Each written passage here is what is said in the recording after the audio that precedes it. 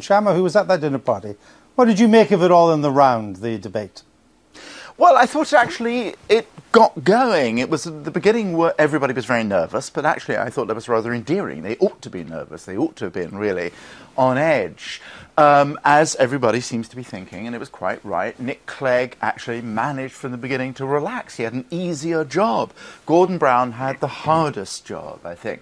The real difficulty, there are two difficulties. One is the American experience, actually, not necessarily transposable, Andrew, you may disagree, is that once the impressions are fixed in the first debate, it's actually quite hard to shake it unless someone makes a colossal blunder.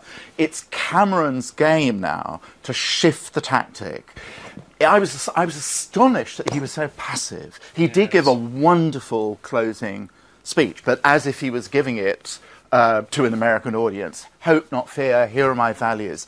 He should have gone for the jugular much more. He should have said, can you really bear to have another epoch of this lot? And he forebore, that's him. But I'll just say one more thing, promise only one more. It was very telling that he was most moving, David Cameron, when he was defending the National Health Service, when he was defending the welfare state.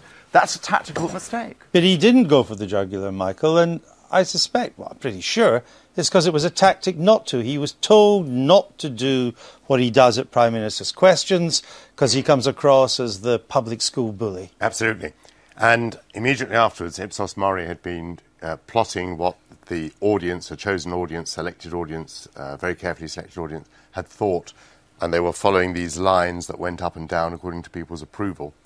And Ipsos Mori made the comment that David Cameron was doing very well, except when he was attacking people. So it appears, not that he did do much attacking, but it appears that the tactic he was following was borne out by what Ipsos Mori, by what the pollsters are saying this evening.